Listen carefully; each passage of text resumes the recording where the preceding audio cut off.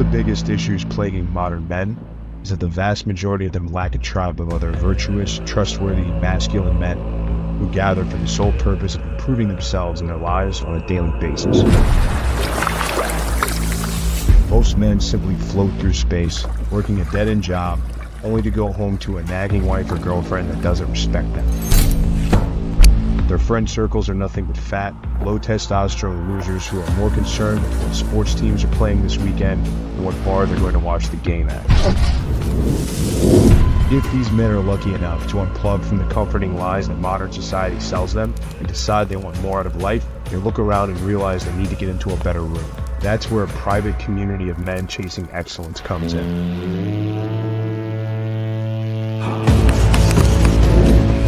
Men in our community have all committed to being the best versions of themselves that they can possibly be. They willingly run toward challenges, knowing that pushing themselves out of their comfort zones is the key to unlocking their true potential as men.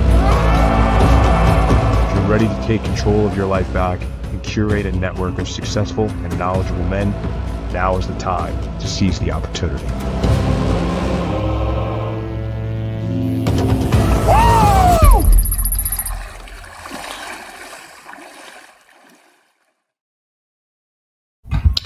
All right, guys, welcome to another episode of the Unplugged Alpha. We're on 164, helping you with testing, screening, vetting.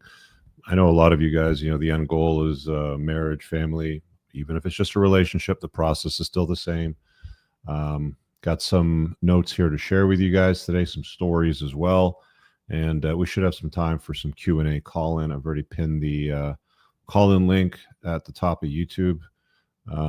Yeah, it's there. It's a StreamYard link, so you can click that and pop in if you guys have a question, or if you're somebody that has a better solution to something that I've already addressed. I'd like to hear from y'all as well too. I've mentioned this on many shows. I'm very happy to have dialogue and discourse and discussion on topics that you feel I may have gotten wrong. So we can chop those up too if you want. All right, let's get started here. Dive right into it. Make sure we make the most of the time. We got about an hour and a half, maybe tops.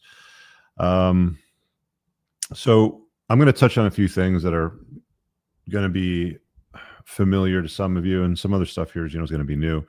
But first and foremost, the key to anything when it comes to getting the most you want out of life and with relationships with women, whether it's short-term, long-term, marriage, family, whatever it happens to be, the absolute key to all of this, and I'm going to always open with this when it comes to these topics, is your time invested in your value, your attraction, the things that pile up to the 7 spokes of a high-value man.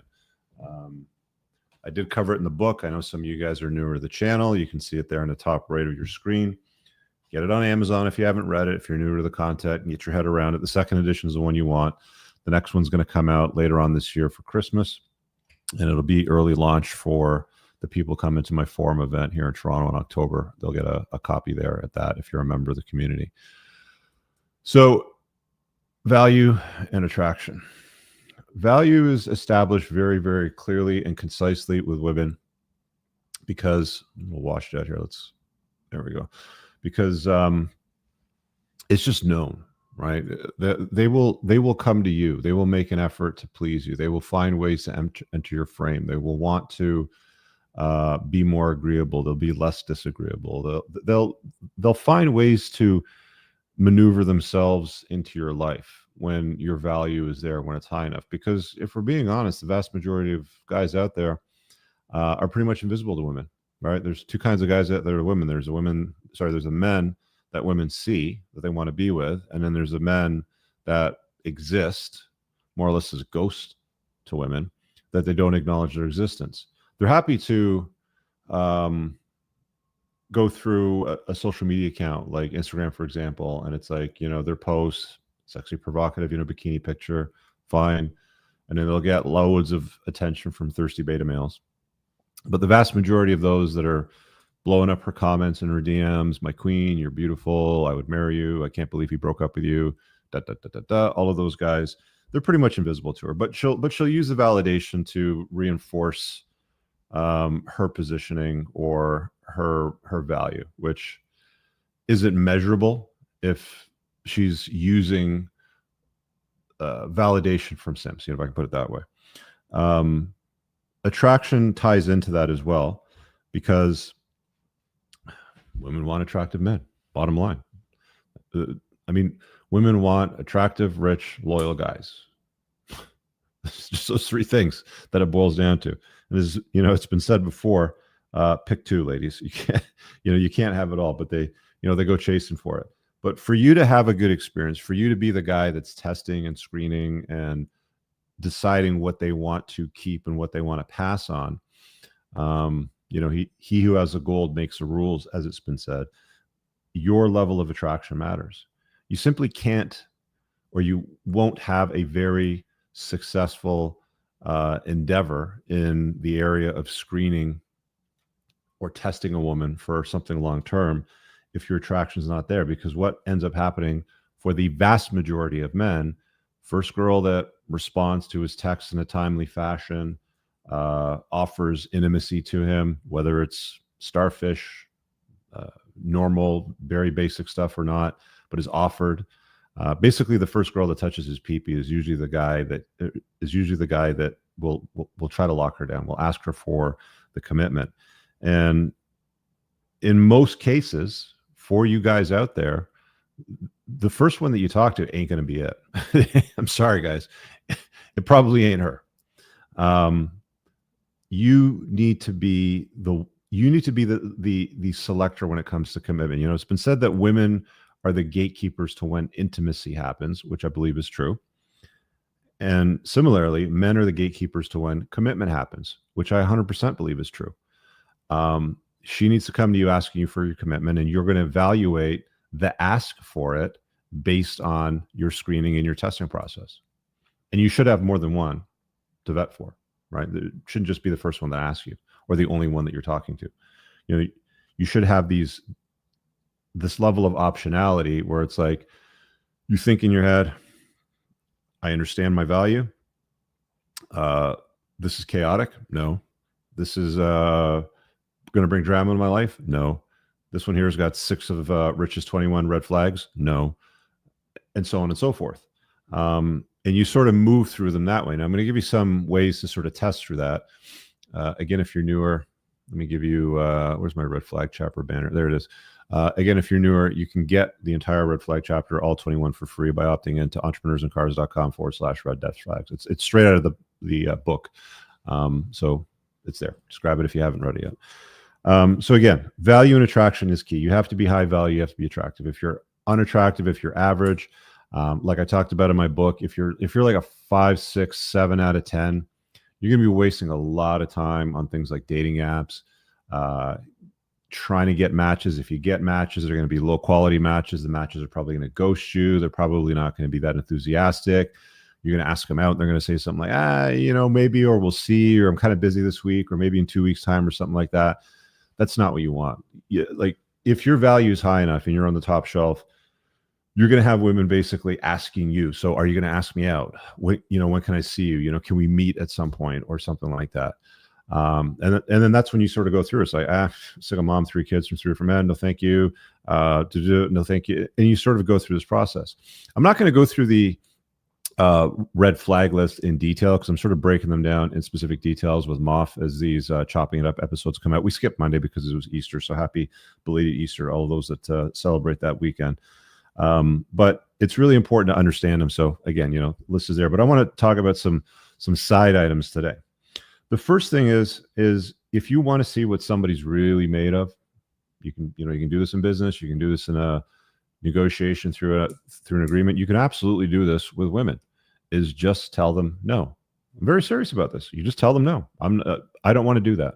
Or she asks you for something, I'm not going to do that. Or she wants you to stop doing something, I'm not going to stop doing that. I think guys, because, we aim to please women. That's what we've been, conditioned to do. We're all nice guys, or we try to be nice guys.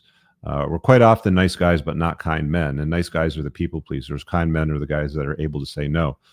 But being able to say no to a chick and being absolutely cool with it, regardless of the outcome, is where you need to be. Too many guys will the phone rings and it's like, oh, that's the warden. No, I got to take a call from the warden. I'm on the golf course. Yes. Yeah. Okay. And they get distracted from their day with their boys, playing golf or whatever it happens to be, because, the ball and chain's on the phone, or got to check in with the boss sort of thing. You're screwed. You're absolutely screwed if, you're dealing with women like that on a long-term basis, which is the vast majority of guys in long-term relationships.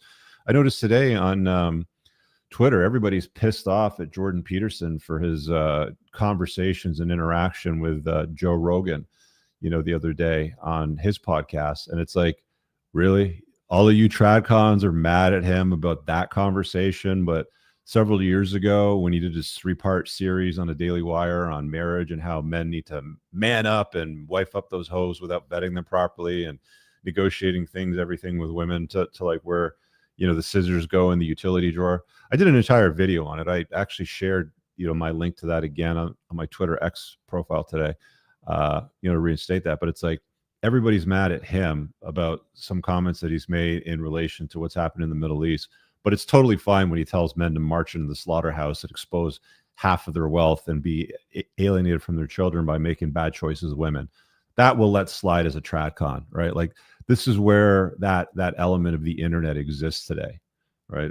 I find it fascinating, absolutely fascinating.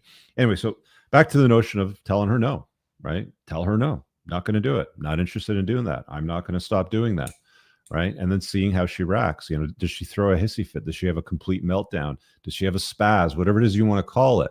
Let me give you a visual, because I came across this today on my social feed of a woman having like a complete absolute meltdown. So you know what it looks like. I think we're already a few minutes in the video. There's some swearing in this because she's having a total. Actually, you know what? I'm going to save it for another 5 more minutes, because I keep getting told to be careful to watch with profanity in the opening of the video. We should be okay in a few more minutes if the algorithms like us. But I'll show you what an explosion looks like an absolute bomb going off, taking down everything. It's more of an extreme version. You might get shamed. You might hear something like a real man would. And anytime you hear something like a real man would, all that really is that's a woman's behavioral modification technique to build a better beta. Okay? What's build a better beta? Women don't necessarily want a guy to set boundaries for them. In fact, most women will respond relatively poorly or negatively, especially if they don't see him as a high value, attractive male. I'm willing to bet the vast majority of women that push back, that give attitude, that talk back, that may even have a hissy fit, as I'm about to show you over here, would absolutely fall in line and be very agreeable to a man that they find to be very handsome, to be very successful, to be very competent, to have high values, like the high value man that, women all sort of seek. I bet you would find the same woman given 2 male options on 2 different days of the week would behave very different on the guy that she doesn't like, she likes, but she doesn't quite like that much, versus the guy that she absolutely adores and pines for and is giddy to be around and is smiling in his presence. Again, all of this sort of like ties back into value, attraction, and genuine burning desire. Okay. I can't stress this enough. Like, really, the simplicity of a lot of the things that I talk about and talk to deals with your selection process, meaning you don't deal with psychopaths or women that are going to invite chaos in your life. That's one part of it. And the second part of it is having high enough value that optionality exists for you, right? Because you might be able to identify crazy and not want to deal with crazy. But if you don't have your values stacked away, right? The 7 spokes of a high value man, like I talk about in my book, as I've spoken about in many videos, if you don't have your values squared away, she's probably the only one that you're going to have the option of dealing with, right? You're not going to have additional optionality because your value, your level of attractiveness isn't there to the point where you have them sort of available to you, or they're even somewhat competing for your attention, right? So there's that too. Let Let me share a quick story that popped up in a morning Zoom call. So if you guys are already part of the school community, you already know that I hold a coffee with Coop Zoom every single Wednesday morning for 90 minutes. It's just a private Zoom. We chop it up. There's usually somewhere between 20 to 30 guys on it. And we're just sort of dealing with men's issues. Sometimes it's women, sometimes it's money, sometimes it's divorce, sometimes it's cars. And the story came up this morning where this guy was kind of doing more or less an experience share. And he was talking about a get together. He had a barbecue, let's call it. Friends come over. The boys are hanging out. They're eating some cooked meat on the barbie. They're having a couple beers. And one of his friends he's got a bit of a drinking problem, right? He likes to indulge. So they got to keep an eye on him. He was saying that it basically got to the point where he got so drunk he couldn't even unlock his phone or figure out how to use a phone. That's not a very good place to be. That's a guy that really can't control himself. He doesn't have any self-control, if I can put it that way. So his friend that had him over encouraged him to stay the night. There's no way I'm going to let you drive. You're a mess. You can go home in the morning.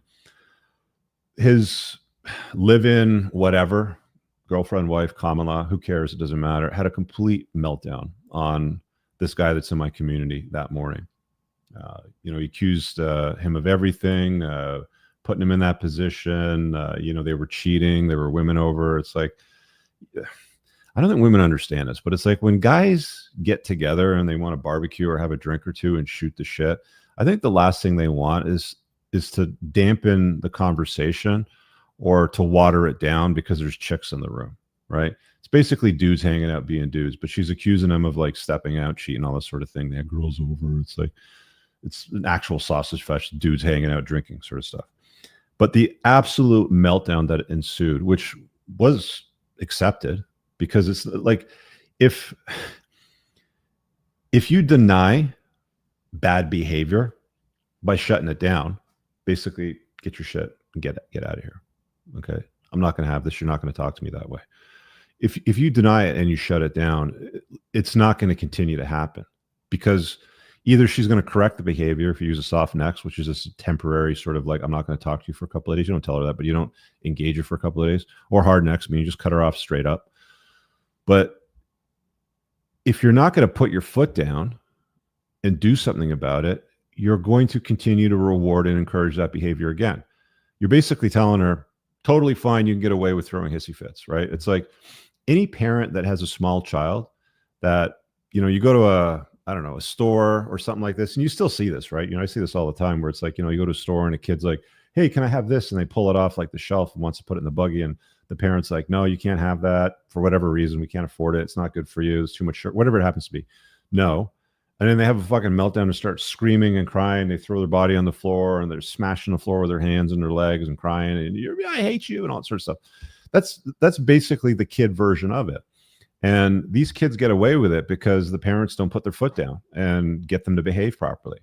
When I was little, still in my days as a child, I remember my grandfather would say something like, children are to be seen, not heard, essentially meaning they need to behave, right? And we would be put in line, if we were misbehaving, if we were too loud, if we were obnoxious, if we were doing things that, we were told not to do. The parents or the grandparents would generally correct that behavior, but people don't do that anymore, which is part of the reason why we have a lot of, brats running around today that are adult children crying about circumstances that they need to really shut the fuck up about, for being honest. I think we've pushed through enough of this that I can show you this video now. Share screen. So this lady here came across on X. Again, there's some. I'm just going to put it up full. I have to follow every fucking law, but that fucking faggot can leave the fucking scene without a turn signal. Give him a ticket. Oh, sorry, just to frame it, this is a woman that got a ticket, for a traffic incident, and she's screaming at the police officer. Obviously, this is his body cam, and she's screaming at the police officer about him not giving somebody else a ticket. Shit. Do you need an ambulance? He doesn't have a turn signal. Give him a ticket. You need to go to the. Let him fucking get a ticket. Make it to everyone. Okay. Give him a ticket. Okay. Can I help you with anything else? Give him a ticket.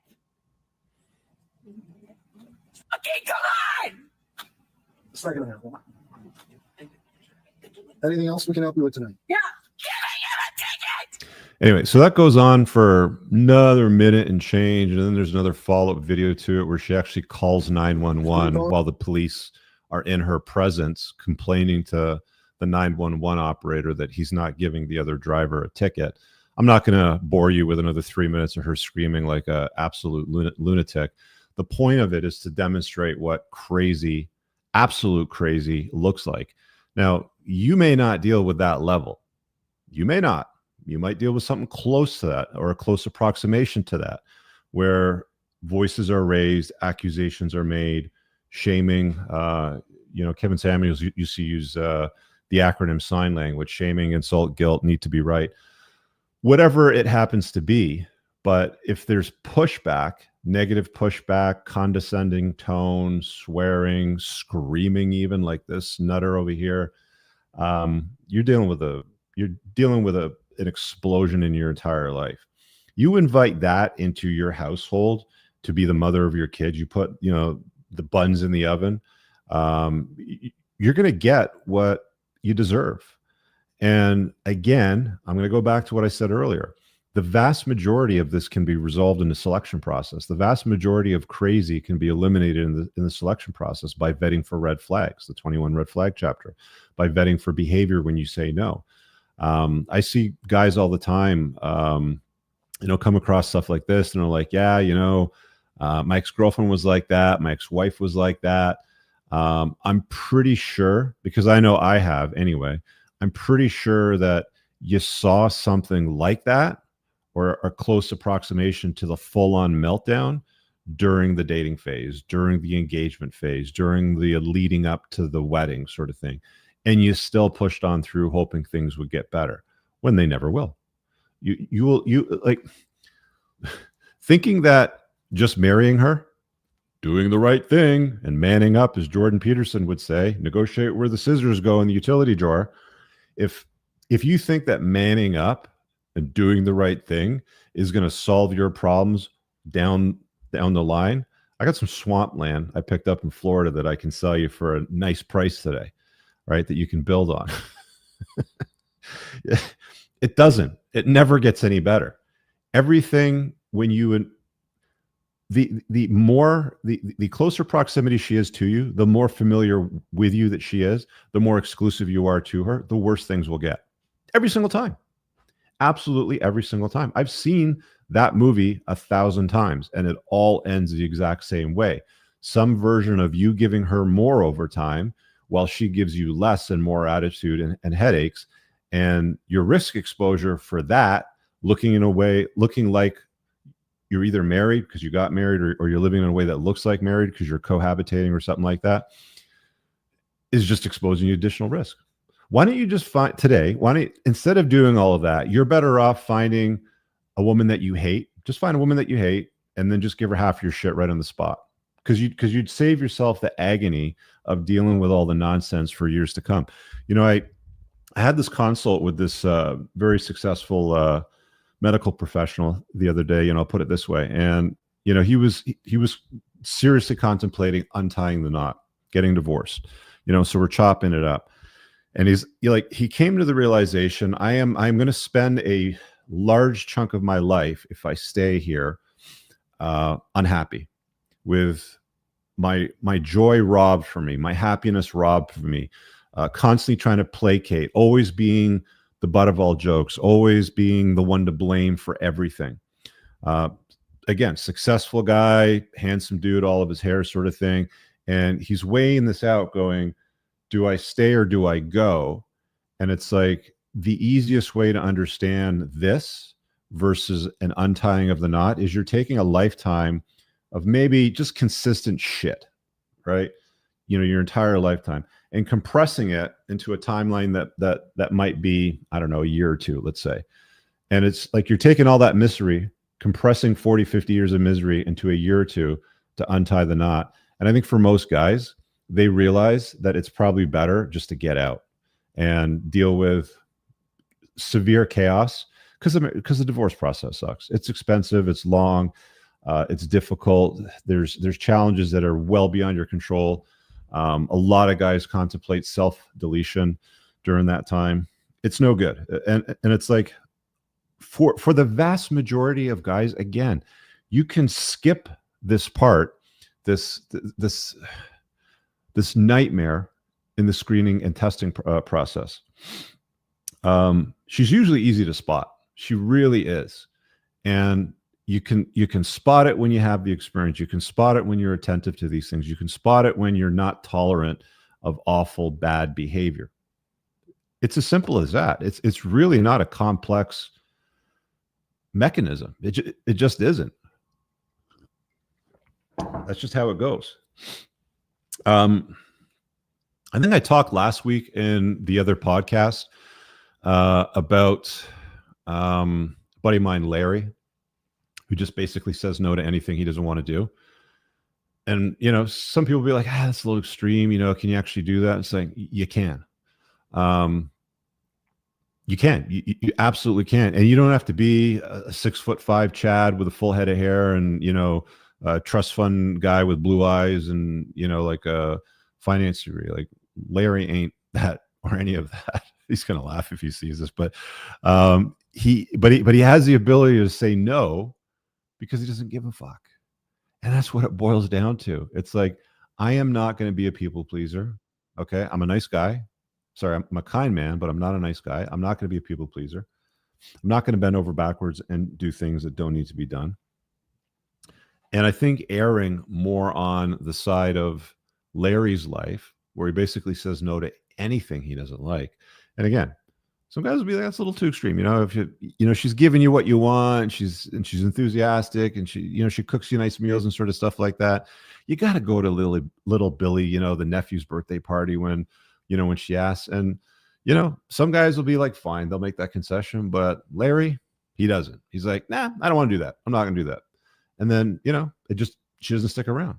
And I think at some point for my boy Larry, he's probably going to run into a situation where there's a gal that is absolutely fine with hearing no and doesn't make a mountain out of a molehill and doesn't throw a hissy fit or want to break up with him or not see him again or call him names. A real man would sort of thing. I think at some point, you know, he'll find some comfort, but at least at that point, he's done it absolutely on his fucking terms. And I think it's okay with that because optionality is what gives you the opportunity or the opportunities to say no to things that don't work or serve for you, right?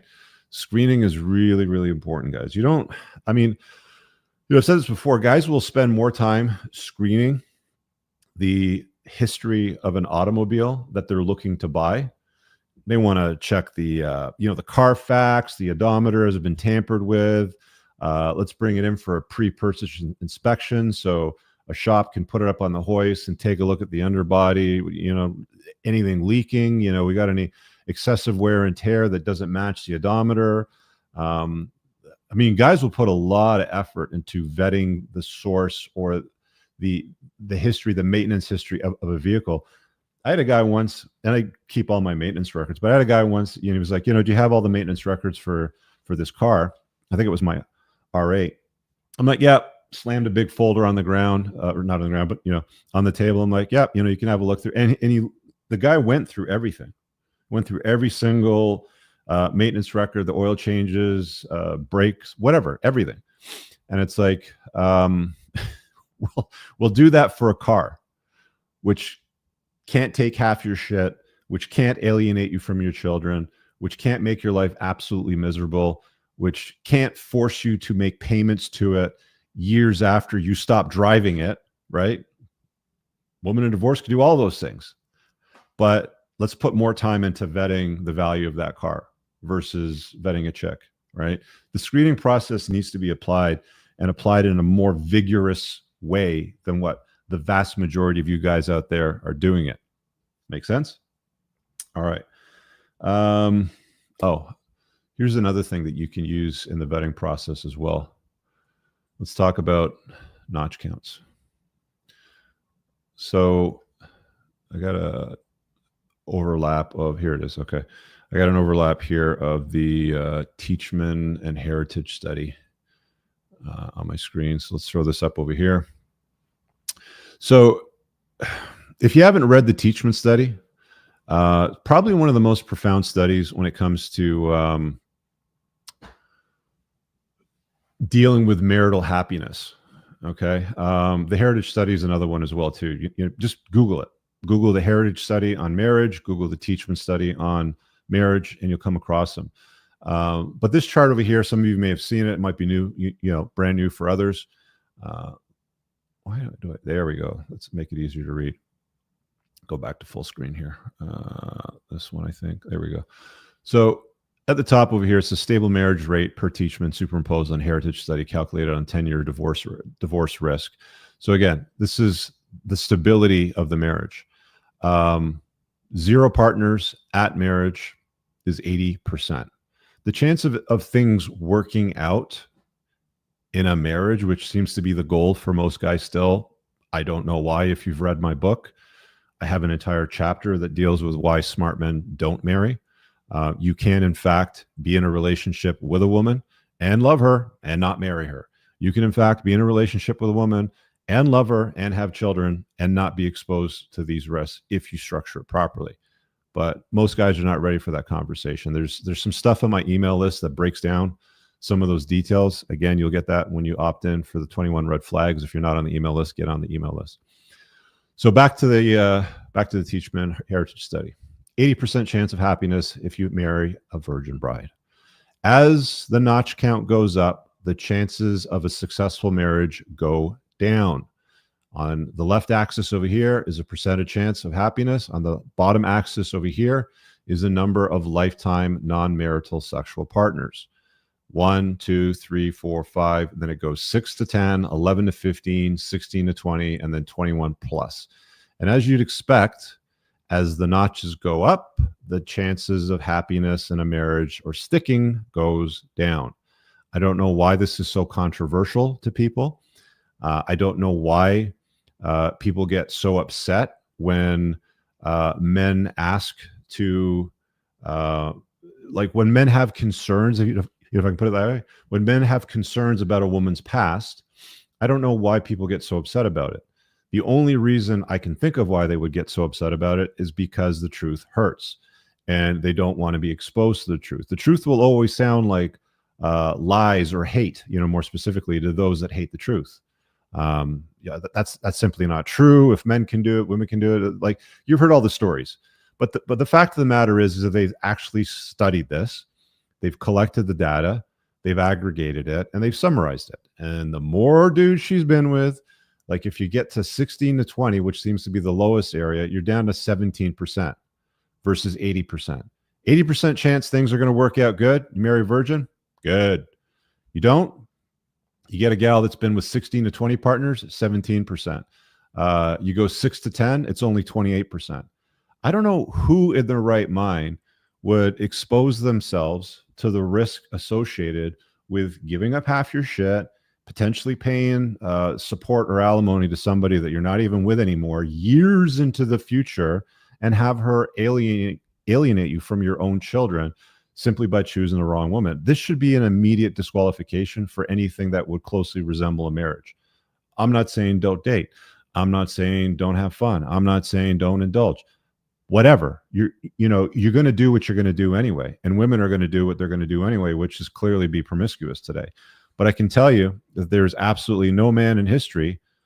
I would bet the farm on this. There's absolutely no man in history, unless he's an absolute cuck. An exception to a rule doesn't disprove a rule.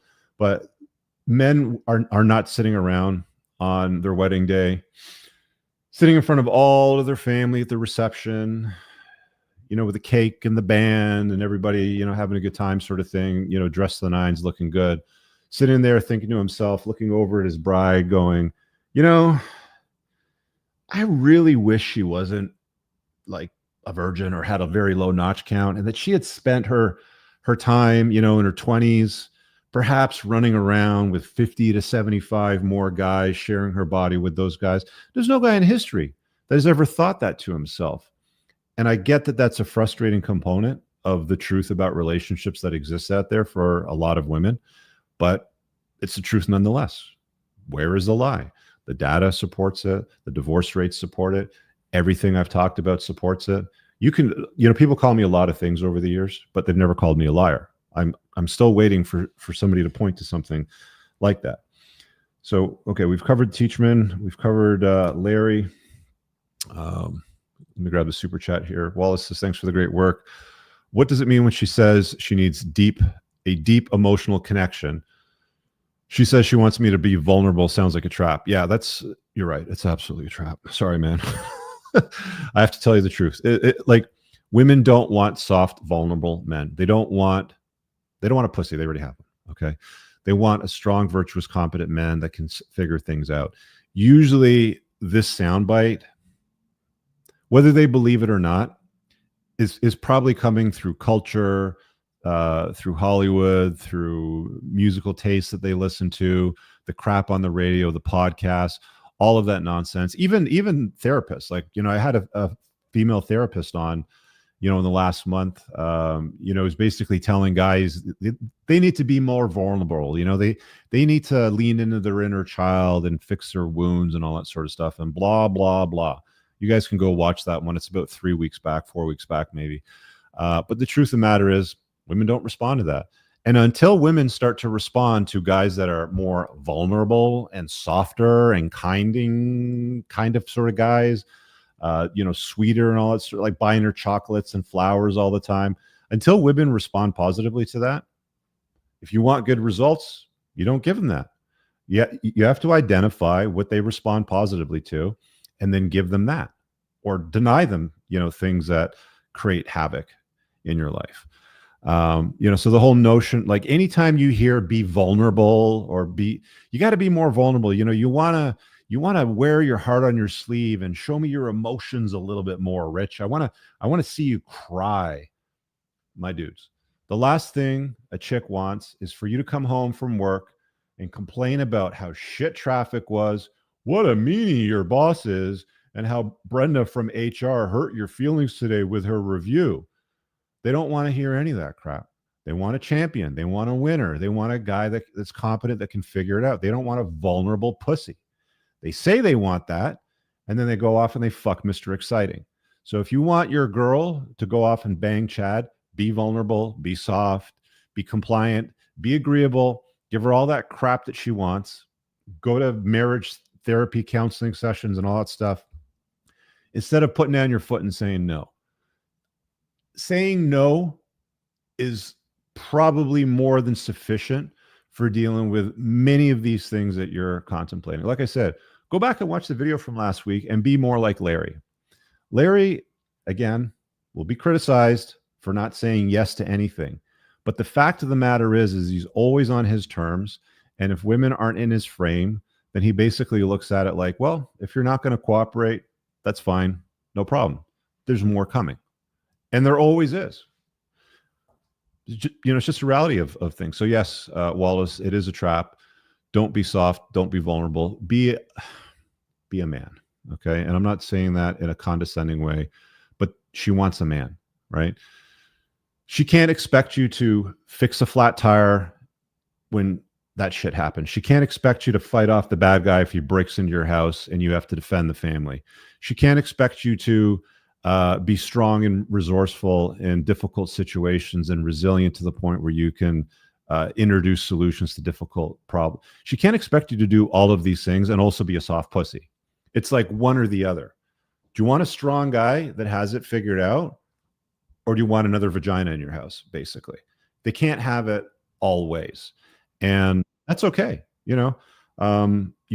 You guys probably heard me last week when I was talking to a fellow named Jack, I think was his name. And it's like, women oftentimes try to do the build a better beta thing, make concessions, give me this, give me that, or stop doing that sort of thing.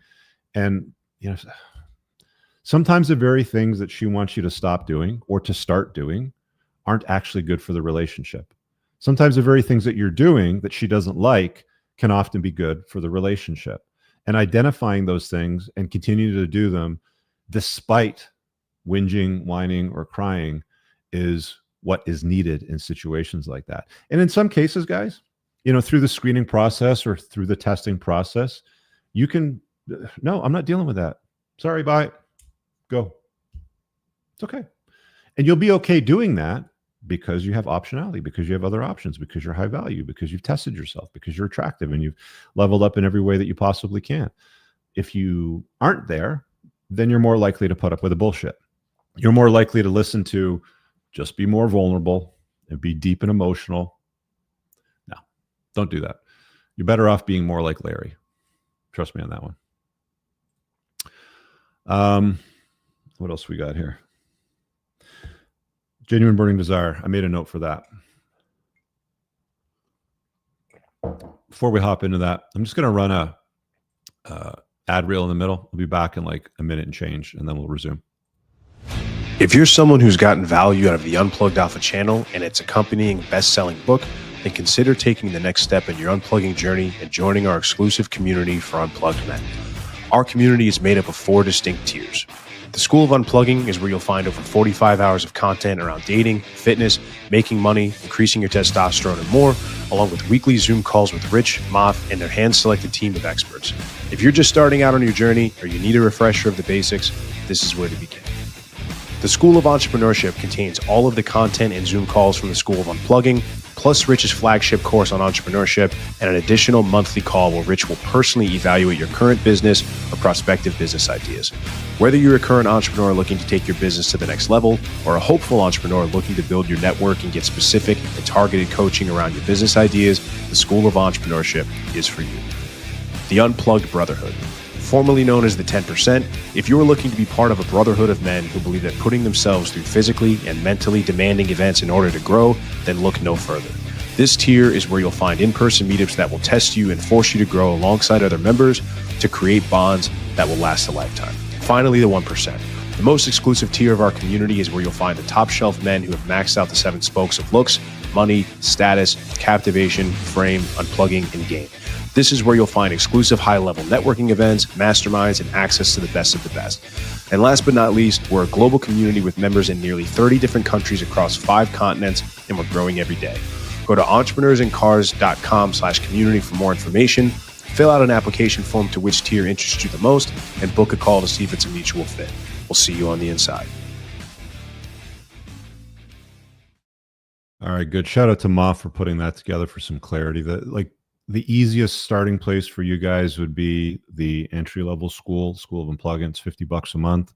It's got all that stuff in the classroom section, plus the Zoom calls in great and grand detail, like close to 45, 50 hours of exclusive content that's never been published. Because there's a lot of elements that you just can't indulge in on YouTube because of the nature of the conversation, if we can put it that way. So if you enjoy this free stuff, you're going to love this stuff in the school community. So let's talk about GBD, and then we'll start taking some call-ins. Again, if you're watching live, the call-in link is pinned at the top of YouTube. And let me grab the link and put it in all chat for those of you that are watching elsewhere.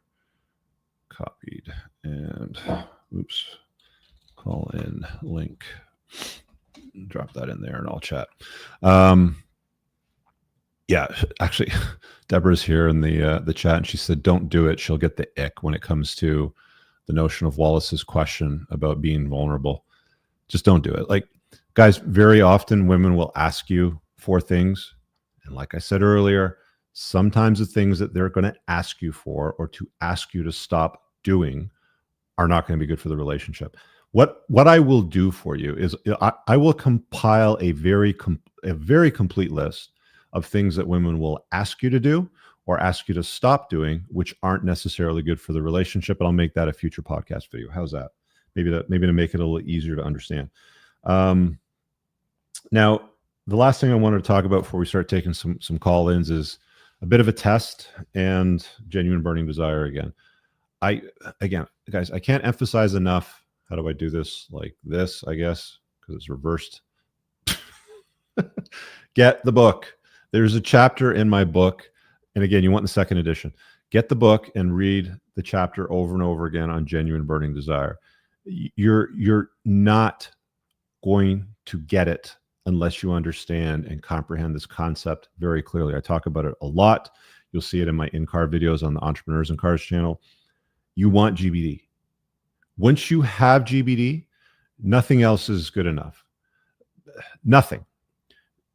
the amount of guys that I have conversations with that are like dating, or they're going through the dating phase, and there's women that are just not that responsive to them, right? They're mostly indifferent to them. There's three categories, right? We have women that are detractors, we have women that are indifferent, and we have women that have GBD. They are the promoters. They're the ones that enthusiastically skip into the room when they see you and give a big hug and a giant smile, and everybody else in the room is invisible. That's what you want. That's what you want from a gal.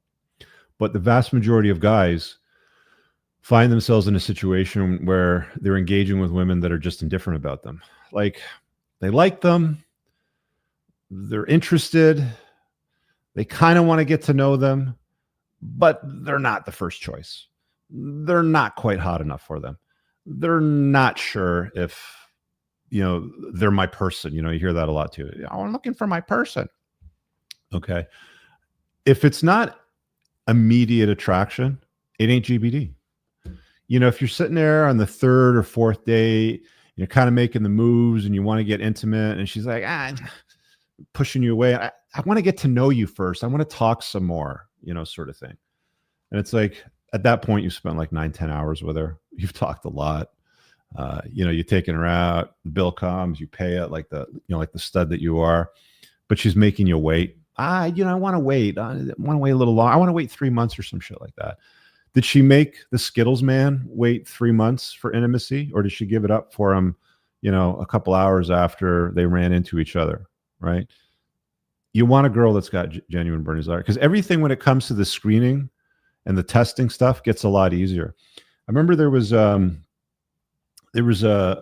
test. I think it was Ryan Taraban mentioned this in a video once, where he was talking about asking her for a picture, and this is actually genius.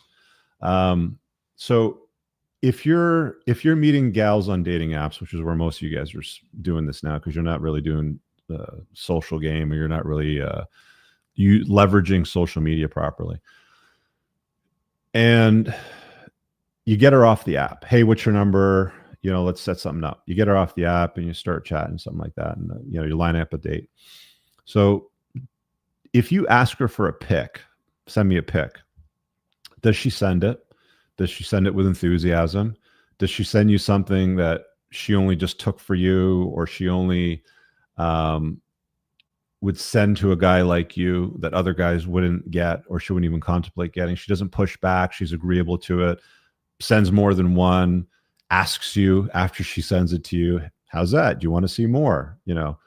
Kissy face sort of thing, I think was the way that he broke it down.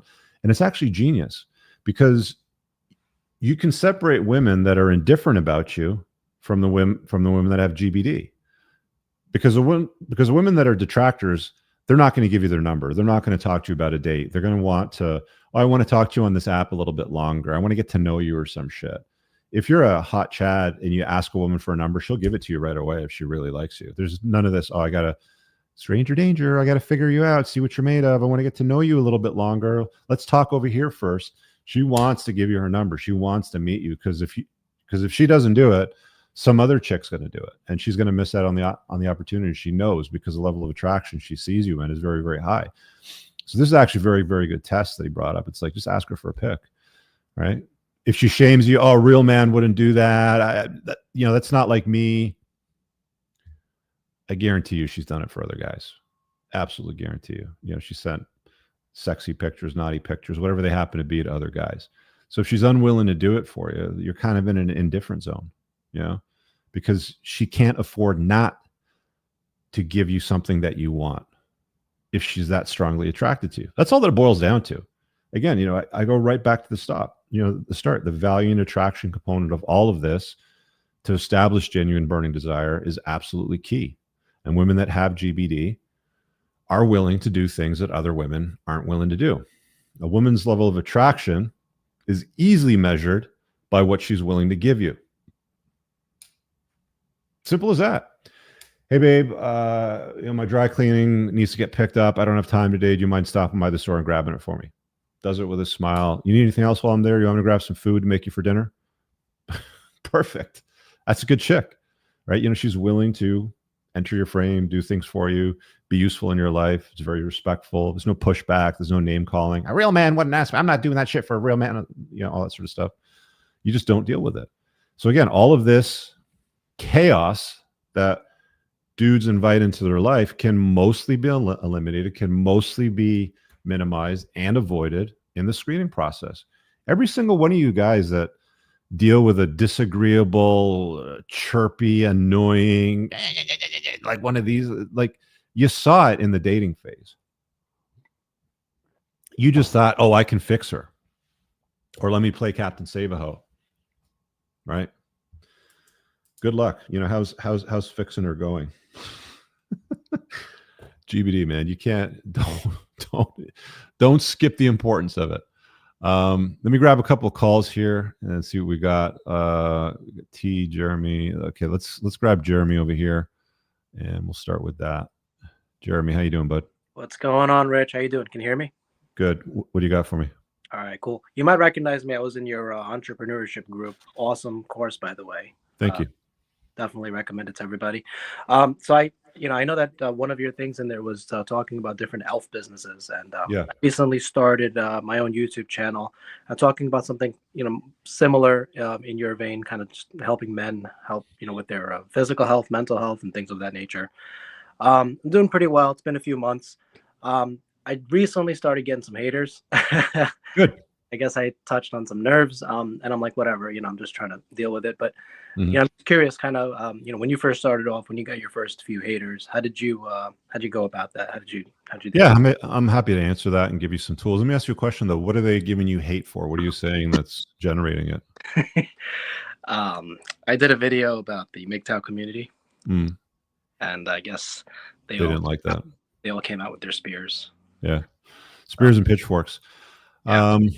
Yeah. I've said this before. Hate never comes from above you. It often comes from beneath. Nobody ever gets jealous of a loser, right? So, yeah, I'm assuming that your MGTOW video probably had something to do with be accountable, take ownership, do the work. Yeah. I mean, they're just running away from women, and I'm like, that's not really a feasible way to live. You got to learn to deal with women, one up yourself, and and learn. Yeah. Yeah. I found that too with a lot of those guys are pretty black-pilled. The ones that are really a man going their own way, they just kind of go their own way quietly and they do their shit and they don't watch videos or look for videos critical of their lifestyle. They just do their thing. But there's always miserable people out there. Most people don't want to do the work. It's easy to commiserate and complain and cry about things. And that's just the way human beings are, right? Humans love being the victim in the chaos that they create. They'll go and make choices about life, to use men as an example, because people, oh, you're always beating up on women. Okay, so let's beat up on men a little bit. Men will go out there, have a shitty diet, eat horrible food, become fat, shaped like a pear. They have man tits. They're fat around the waist. They're incompetent. They don't make a lot of money. They're broke. They live in their mother's basement, driving a 25-year-old rust bucket, all of these things, right? It's like, I just want to be loved for myself. I just want to be loved for who I am. And it's like, that's cute, but that's not what women respond to. And I'm going to come along and say, well, that's interesting. You have some work to do. I think you can level up in this area and do that and improve here. And again, all of this is for you. It's not for the broads. It's for you. So go do the work, mate. And it's like, you're just going to run into a contingent of guys that just don't want to do that. And it's easier for them to cry and complain and point at you. The funny thing is they always find like something to insult you for, right? For me, they'd be like, well, you're bald. And it's like, yeah, and I shaved my head. I know I'm bald. Right? I'm absolutely certain that I'm fucking bald. It's like, that's what you got, is pointing to an obvious fucking fact. And then they'll go on and say things like, well, all women want is tall, rich, successful guys that drive cool cars. And they'll call me a bald cell or some shit like that. And it's like, dude, who do you think, like, what do you think I do? Like, why do you think it is that women are attracted to me? It's because I'm those fucking things that you get mad about. Okay. It doesn't matter what you do, Jeremy. There's always going to be criticism and hate coming from somewhere. You talk about chemtrails in the sky. You talk about a president. You talk about a political opinion or a conflict in some part of the world. You're always going to draw hate from expressing and opinion. And what I found is a bomber will only get flack when it's over the target. So they only shit on you because you're pretty close to the target or you're on it. And usually the louder the screeching and the complaining and the insulting, the closer you are to the facts. Right. Yeah, and it's funny because I've said plenty of great things. I'm like, I usually end my videos by saying something along the lines of, I'm here to help men become better versions of themselves, and I want to help my brothers and build a community and things like that. Nobody ever says anything about that, but I talk about one little thing about MGTOW, one video, and like, they'll call you a grifter. They'll say that you're selling hope to men that are incapable of getting women. They'll call you a TUA coach or some nonsense like that, and it's like, just ignore it, man. I mean, if you're confident about something and you know you're right and you know that it works, it doesn't matter what people say. I can go back to the statement that I made earlier. Like, why is it that people, use the word people, get so offended and upset when I say to men, be interested in her past, evaluate her level of promiscuity before you invite her into her life? And they get mad because they're hoes. It's only hoes that get mad for being called hoes, right? Exactly. So it's like, why are you mad? Because I'm over the target and I'm telling you the truth. That's just the reality of it, right? So ignore it. My advice is don't read the comments at a certain point in your videos. I think Joe Rogan was talking to their stand-up comic about this, and he said, you got to post and ghost, because half the people will hate what you have to say and criticize and judge you and insult you. And the other half the people will fluff you up and call you perfect and amazing and, blow up your ego. So it's like, they're both going to skew you in a different direction. So just post and ghost. Just make your statement, say what you got to do, and then move on. Don't read the comments. Don't go to social media after you put something controversial up and go and read everybody's reply. The vast majority of people that are replying or saying things are doing it from sock puppet accounts, from anon accounts. They don't want to show their faces. They're not willing to call in a show like this and show their face. Like, I've been talking about this shit for 10 years plus, Jeremy. I've yet to have a single fucking MGTOW come on one of my shows and challenge me or try to debate me on something that I've stated, because they can't and they won't. So don't worry about it, is what it really boils down to. Like, just, it doesn't matter. Yeah, they're all faceless and nameless accounts too. So it's funny that you mentioned. Don't sweat it. Like, until you're willing to put your your neck on the line and have a conversation and show up with a better solution to a problem that I've addressed, be quiet. Yeah, I guess let the men take care of things. It boosted my algorithm in a bit and showed some engagement. So yeah, you'll get engagement, you'll get comments, but it's not really what you want. I mean, these aren't people that are a fan. They're not ever going to be customers. They just go and look for shit to be unhappy about. They're like feminists, to some degree. Like, feminists want to be the victims in the chaos that they create. Well, the patriarchy, and I'm so oppressed, and it's like, no, you're just fat, purple-haired, ugly, and you smell like cat piss, and nobody wants you, right? It's like, it's just two sides of the same coin, a lot of the times. And I'm not saying that to, like, I get men have a struggle, and I get that men have a lot more work to do on themselves than what women do. Like, all women have to do is just preserve their value and not be hoes. Like, just be attractive, look after yourself, be pleasant, know what men want, know how to attract men. And for guys, it's like the list is so much longer, man. You got to be handsome, you got to be rich, you got to be competent, you got to be influential, you have to have an Instagram, you got to drive a nice car, you got to live in a nice neighborhood, it's like the list goes on and on. So for men, it's a lot harder. So I understand the hesitancy. I understand when guys say, the juice is not worth the squeeze, or, I'm going to do all this for what? To lose half my shit, to be alienated from my kids. And there's a lot of truth to what they say, but you're never going to get fully away from women. I don't know if you've read my book. Oh yeah. A handful of times. Yeah. There's a chapter in my book where I deal with MGTOWs and, the black pill and all that sort of stuff. And, I present it in I point to the facts first, and then I sort of present it in a way that's constructive and how to navigate out of that nihilistic mindset. But for most guys, they won't do the work, which is fine. Whatever. Yeah, I guess it is what it is. Well, listen, thanks for all the value. Book is all. Appreciate it. See you, bud. All right, let's grab the next one over here. T in the house. Let's see what T's got for us. T, what do you got for me? Hey, Rich, how you going? Can you hear me okay? Yeah, how you doing, man? What do you got? Good. It's funny. I'm actually in your country right now on vacation. I'm Aussie. I live in Australia, but I'm here for a week. Okay. For a girl, ironically. But I Ah, went to go walk the seawall here, and I saw you alive, and I'm like, well, perfect opportunity to call in because usually I'm asleep, obviously, when you do this. okay. So So it you're was actually, in Canada for a girl. All right. yeah, that's not really the reason I called. I actually had a disagreement I wanted to discuss with you because I know you like when people call in with disagreements. Sure. So it's when you say that men and women peak at their age, right? It's actually Mhm. the female. I agree with you. I think you've said 22 to 24, something like that, which I agree with. But I think Yeah. the men you've mentioned a few times, 35 to 40, and this isn't just my personal Mhm. perspective. This is what I witness everywhere. It's younger than that. In my opinion, it's Mhm. 28.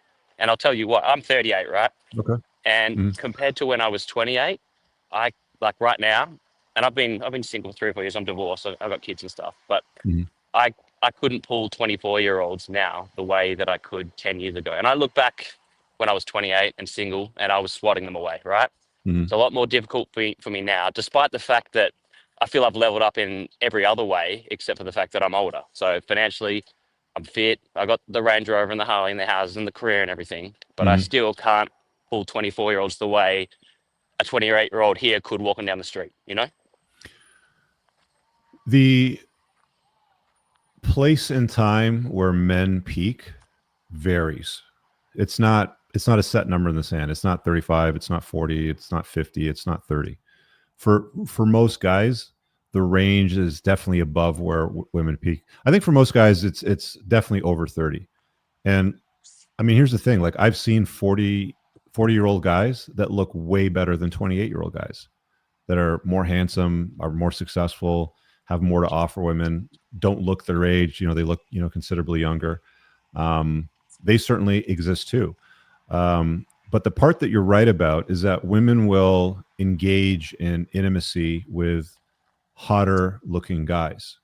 Um, you can take a guy like Brad Pitt. I don't know how old he is now, 57, 60. I don't know, something like that. I think he's in his late 50s. I think the vast majority of women, because of his fame, his level of attraction, because he's handsome, he's successful, would probably, like given the choice, pick a 57-year-old Brad Pitt over the 27 or 28-year-old you, right? Yeah, absolutely. But that's Right. at So the it's like extremes, right? it's not in a specific range. So it's not even 28, it's not 57. It's wherever she happens to see your value as, being the highest. And for guys, it's different times. It's definitely not 23 for guys though. Like for women, it's starting to go downhill for them because their looks deteriorate after that age. And it's been studied widely throughout cultures, continents, religions, everywhere in the world. Men never stop desiring younger, more attractive women. You ask a guy that's 70 and you ask a guy that's 25, and they pretty much all, if you had a lineup of attractive women, all will point to that age range. It's not that a 40 or 50-year-old woman can't be attractive. They certainly can be attractive. It's just the 23-year-old version of them is hotter. Likewise, you're also hotter when you're younger too. I have no doubt in my mind that I was probably better looking when I was 23. I had a full head of hair. I was in better shape, probably leaner. But I was a nobody, dude. I was broke as fuck. I had a sport bike that I could barely afford to insure. Living paycheck to paycheck, working at job, just over broke. That's not what women want for anything more than just fun or intimacy or like same age dating sort of stuff. But men are more valuable, or can be more valuable, the older they get. And to our to that point of value, that can be pushed into your 40s, and for some men even their 50s. You can be very attractive well into your 40s and 50s if you tick off all those boxes and you really, really look after yourself. Yeah, like But I you're said, I still going to think that's struggle at to the compete with your extremes, right? 23-year-old self. What's that? That's for the 0.01% are going to be at their peak No, I when don't they're think it 50, has for to be example. 0.01%. I think that just about any guy, his value is definitely going to be higher in his 30s and 40s than when he was younger. Overall value to women and attractiveness, if they just do some basic shit like not be fat, be interesting, have interesting hobbies, have money, have your own house, have a interesting car or two or a boat. Like this is all shit that like it's like, you know, women see all this stuff and are like, that's hot. That's what I want.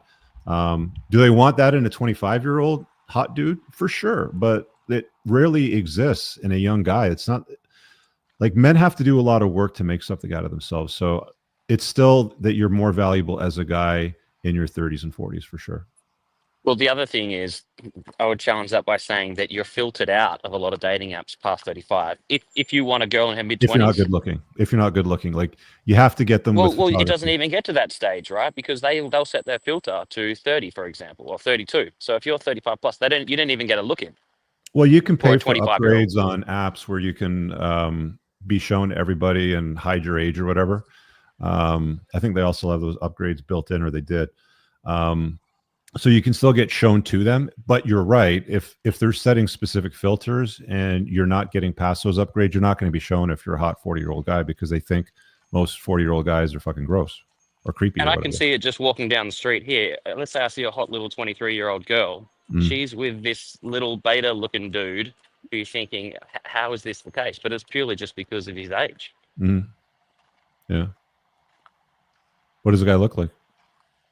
Like, it doesn't work out or anything. And I was probably the same in my mid-20s. I didn't, but I could still pull very easily young girls. Yeah. Whereas nowadays, I feel, despite leveling up in every other aspect, just simply because of my age, I can't pull 24-year-olds now. Yeah, you're gonna have a harder time with a lot of them, but there's a contingent of them that have a preference for older, more mature men. And I'm not talking OnlyFans. I'm not talking sugar daddies or any of that shit. Like, there's a contingent of women that do prefer older, more seasoned men. No, there is. It's just harder. It's just less. It's harder. You're right. It's harder, but you have to be on the top shelf, and if you're there, then it just gets easier. Yeah. Yep. You're not going to get them all. There's going to be a lot of them be like gross, ick, or whatever. Who cares? There's definitely a contingent of women that are going to pursue and want to be with an older guy. Yeah, there's some. What's up with what's his name? Leonardo DiCaprio. What is he? 49, 50? He's dating what, a 20-year-old? I know, but as I said, these are the 0.01 percenters, right? These are the Brad Pitts, the Leos. Right. But that's a top shelf, right? Like that's a top shelf. Like when you're up there, then you've got that. Then you've got the optionality. But most guys never get to the top shelf, so they don't experience the optionality. Yeah. Right. Mm-hmm. So it's a broad spectrum and a broad topic. For some guys, they may peak at 30. For other guys, they might peak at 50. Or still carry that off well into the future. Maybe they peaked at 42, but a guy like Brad Pitt is still a good-looking guy at 57. The generalization, the majority, it would have to be late 20s, in my opinion. You had a guy on your podcast once. I think his name's Mac Murphy. He's an American, but he's living in Australia. Mackin, yeah. Yeah, so he worded it. I agreed with what he said. He said, when you're like 24, you have access to the most 24-year-old girls, but when you're 28, you have access to the highest quality 24s. I can't remember his exact words, and I felt that was pretty accurate. I think as a 28-year-old, you have the widest pool to choose from. Yeah, well, he makes his assessment based on data, and he's an interesting guy because he doesn't understand comedy. He was, he's a boxer and academic that also likes Taylor Swift, which is an unusual combination. But academics will only look at data points, which is stated preferences. A lot of the data points that these guys will collect come from stated preferences. Like they do surveys, they ask people, for their opinion, versus revealed preferences, which is watching their behavior, right? Like one of the things I noticed with Alexander, I think he has a YouTube channel called Date Psych, and I had him on for a podcast. He's one of Mac and Murphy's colleagues. And he collected some data based on women's habits with dating apps and what they prefer. Sorry, they were disqualifiers was what his data was on. And the stated preferences existed on his list. And then as I was going through the stated preferences with him, I said to him, I go, wait a second, where's height on this? And it didn't show up. So there was no stated preference on disqualifying based on height. But which is probably the number one, right? Well, women routinely disqualify men based on height. So that's the problem that I have with the academic crowd is they rely too heavily on data points from stated preferences versus revealed preferences. And I think there's always going to be a conflict between what women respond positively to versus what they say they want. And I'm not accurate 100% of the time, so I'm very happy to have these conversations and challenges. But the long story short of it all is that I'm right more often than I'm not, and I'm usually closer to the truth than even a lot No, of I these agree with academic guys. 98% They get pissed off of because what it's you put like, out there. yeah, and I get that, people say, well, it's not all black and white, Rich, and you can't paint everybody, with the same brush, blah blah blah. And you're absolutely right. But if I were to deal with all the intricacies, all the potential rabbit holes and like off the beaten path sort of stuff, you'd be talking about the thing for hours or days. And I like to sort of simplify things for guys. And it's like, on a balance of probabilities, women want to be with a giant. On a balance of probabilities, they'll wait at the finish line and pick the winner, and they don't care about your struggles. But making those blanket statements are often taken too literally by people, I find. And it's like, yes, there are exceptions to the rule, but an exception to the rule doesn't disprove a general rule. Yeah. Yeah, gotcha. Fair enough? Yeah. Good talking with you. All right, man. Have fun with your lady friend. Take care. Yeah, cheers. I will. Thank you. See ya. All right. Let me do one more real quick, and then we'll wrap up. I got Travis here. Travis, what do you got for me, bud? Hey, Rich. How you doing? Can you hear me? Can you hear me, Rich? Yeah. I got you. Yeah. Oh, okay. What do you got for me today? I got a story for you. I think that you may have saved me from a possible female implosion, and I thought that you enjoyed to kind of hear this. It's perfectly on the topic of vetting for wife and mother stock. Okay. So I was dating this girl for the last year and a half, and I know I mentioned it to you privately, and she showed all the things that you talk about for GBD. She's a compliment to my life, super understanding like how much I work and travel, and she'd like do things like randomly make me cookies, come to my apartment and just clean the place, do dishes, fold laundry, you name it. She'd add value in pretty much every way possible.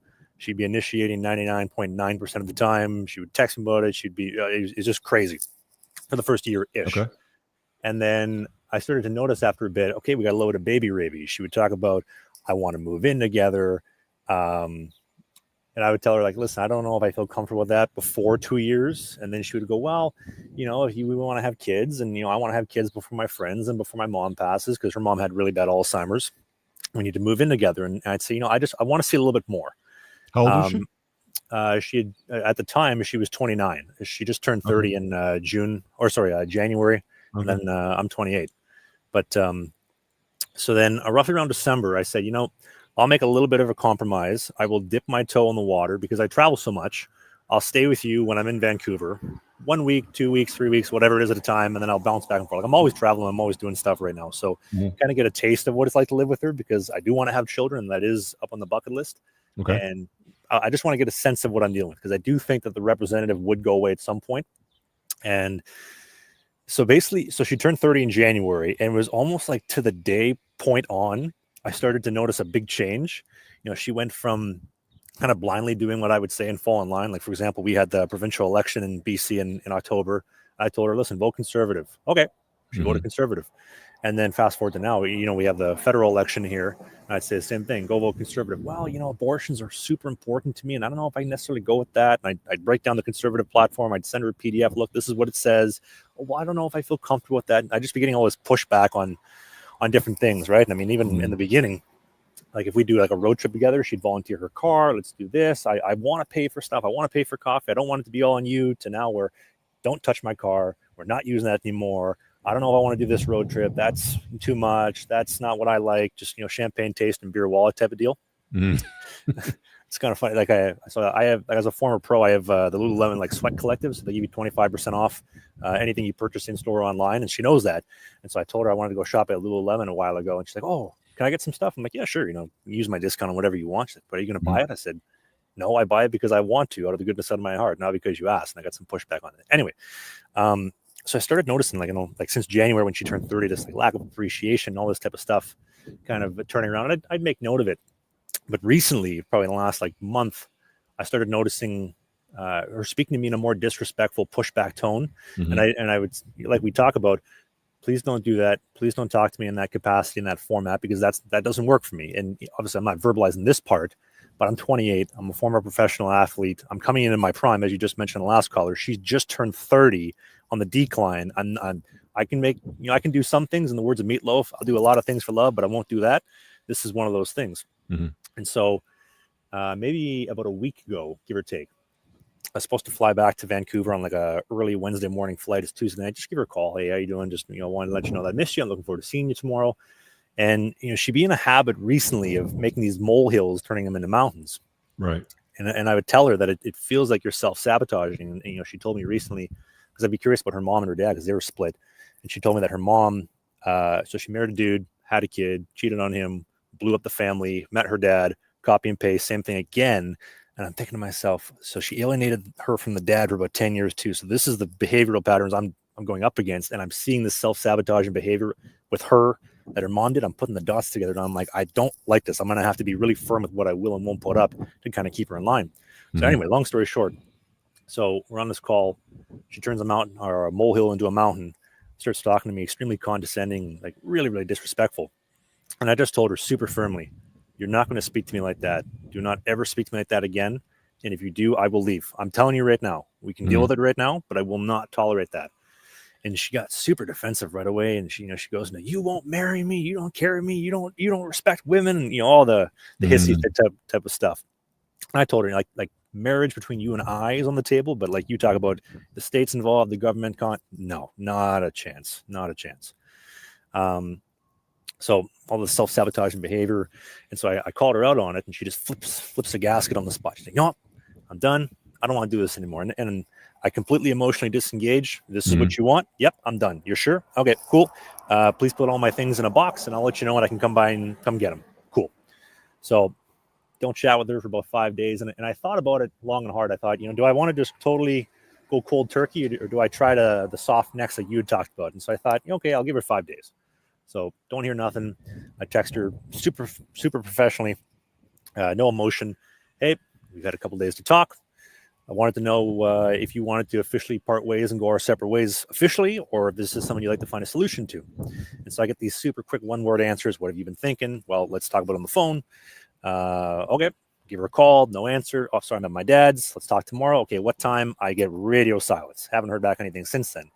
And so I'm thinking to myself, just to kind of justify a little bit, but it's kind of crazy. Like you start poking at this stuff a little bit, the representative goes away, the baby rabies starts to show up, and you start to see the real version, which to be honest with you, if this is a version of me 2-3 years ago, I probably would have tolerated and kind of kept it going down the line. But I think even though this is a little bit upsetting, you probably saved me from a big issue here down the line. Yeah, I guarantee you that you dodged a bullet there. That's, we talked about this at the start of the show. I don't know if you caught it from the beginning, but basically telling her no to something that she wants, whether it's something that she wants you to do or wants you to stop doing, saying no to her about a boundary that matters to you and then watching how she behaves is a very, very good way to screen for anything long-term or anything serious. If she's going to throw a fucking hissy fit when she should be on her best behavior, like women's behavior will change as they get married. I don't think this is something that most guys would dispute. They're like, yeah, she's locked down. You're living together. Family law now protects her. Everything's more difficult then. And that's when their behavior gets worse and worse. So if they're behaving badly before a serious commitment is made where they have leverage with family law, it's just going to get way worse if you invite her into your life. So it sounds like you dodged a bullet. It sounds like there's a lack of self-reflection and accountability and ownership on her part. I think that if you're dealing with a chick that might be moldable, i.e. she's got a very low to low notch count, like, she was a virgin when you met her, then it might be worthwhile trying to put a little more time into something like that. But if it's clear that things aren't improving and that she's the kind of gal that you really can't improve, like you can't fix a hoe. If she's had a promiscuous past, you can't erase all the dicks that have been in her. You just can't. Right. So it's like at some point you have to make an assessment, you screen, and it's clearly not going the way that it should go. And she's not willing to do the work or take ownership and accountabilities in areas that she really needs to, then just part ways and, carry on with your life. Your value will only get better as you get older if you do the right things, for the most part. And hers will be on the decline. So who cares? Two questions for you, and one thought that comes to mind. Yeah. So I met her right on the edge of 28 going 29. So she was married at 18, and then divorced 8-9 years later, whatever. So I felt like the divorce itself really kind of shielded her. I love the look you're giving, Rich. The divorce kind of shielded her from a lot of society's problems of like adding all the baggage and whatnot. Yeah. To some degree, and I know she verbalized that as well. But so I'm thinking to myself, okay, as somebody who like I want to self-reflect and try to improve, and every single time, what type of suggestion would you recommend in the future? Because I vetted the things that you had mentioned. Obviously, the representative did come out at some point. Yeah. But at the end of the day, I did burn up about 1.5 years of time. So what would you recommend to try to script that? What were the red flags that you saw? So in the beginning, to be honest with you, I saw none. I got the best behavior. I got like literally all of the things in the book that you had mentioned. Okay, when did you see the red flags and what were they? Honestly, the first one was the baby rabies, and that probably started about 9 months into being with her, to be honest with you. Let me ask you a question. Did she say, Travis, I want your baby, or did she say, Travis, I want a baby? She said she wanted my baby. She wanted my genetics. Okay, so that's good. So that was the first one. Okay. And then, to be honest, none of the red flags popped up until I started dipping my toe in the water of living with her. Like the workplace drama. Mm-hmm. She works a full-time job. There'd be this one girl, literally copy and paste almost out of the story that you tell of what was it, Ghetto Pussy, I think the story is you tell. So she'd have this one girl. She'd just be complaining about her all the time, and it's funny. I took Ghetto Pussy and I turned it into Pirate Hooker. She'd always be talking about this girl all the time, and I'd be like, "Do you want me to listen, or do you want me to provide some feedback?" And she wouldn't listen to anything. Yeah. She'd be she'd recently confessed that she had some poor spending habits. Maybe not poor spending habits, but she's not saving money the way that she wants to. And I'd be like, "Well, listen, if you want me to help, I'll help, but you got to ask for help. Otherwise, I can't really do much for you." So that was kind of a bit of a red flag. Like I said, the workplace drama, the baby rabies, the wanting to be married again. Mm-hmm. When we'd hash that out. She'd always recently hold this over my head. You don't want to marry me. You refuse to marry me. That's important to me. I said, well, you got married once. It didn't work out. Maybe we should change the chessboard and try a couple different pieces and see if we can find something different. Because as far as I'm concerned, marriage, like you mentioned, is for the woman. It's a wedding ring. It's a big dress. It's a big day. But are you ready to be a wife? And I would never get an authentic answer out of her. She'd always go and talk about, this is just really important to me. Well, are you ready to serve me for the rest of your life? And then we start talking about future children issues, mm-hmm. or how we're going to deal with future children. And I would say, I want the final say on who a future daughter does or does not date. We may not even have a daughter, mm-hmm. but as somebody who knows how men operate, sorry, go ahead. No, carry on.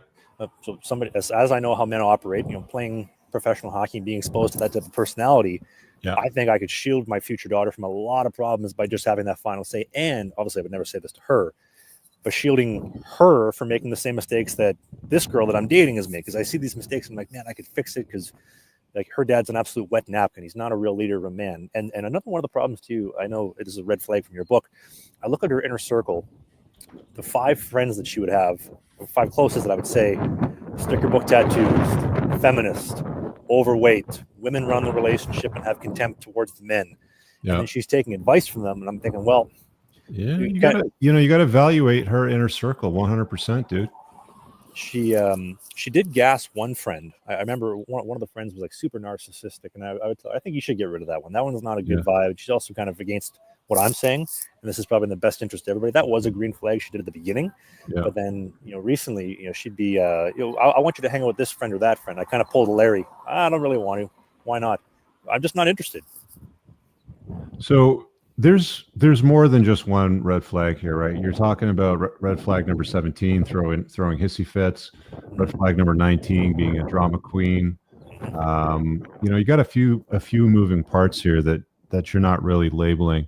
But I think at the end of the day, dude, you got a gal that's behaving like this outside of the confines of a marriage, where usually is where they start to relax and behave worse and worse. You just dodge yourself a bullet. I mean, you want her to completely be entirely in your frame, submissive, respectful, wanting to be useful in your life.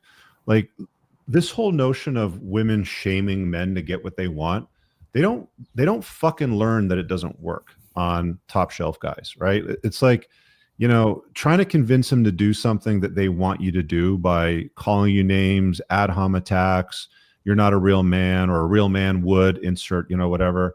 It's like any of those things, like any signs of those things, it's like, okay, duly noted, you know, let's bookmark that one.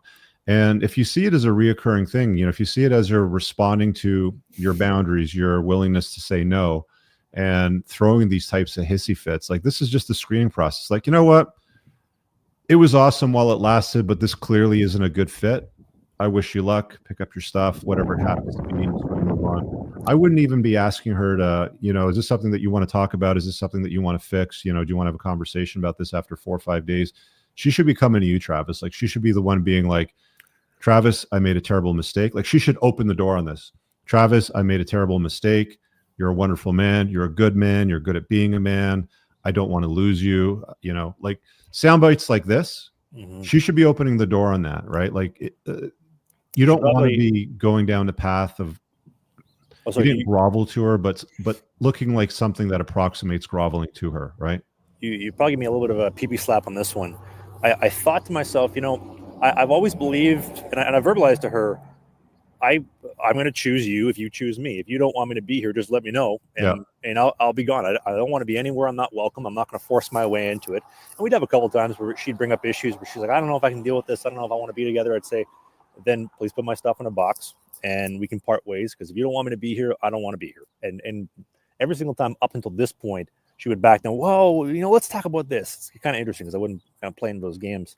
But she texted my mom of all things about 3 or 4 days after, and I thought, you know what, I'll put my ego aside and you have a little bit of generosity, and I will leave the door open to you.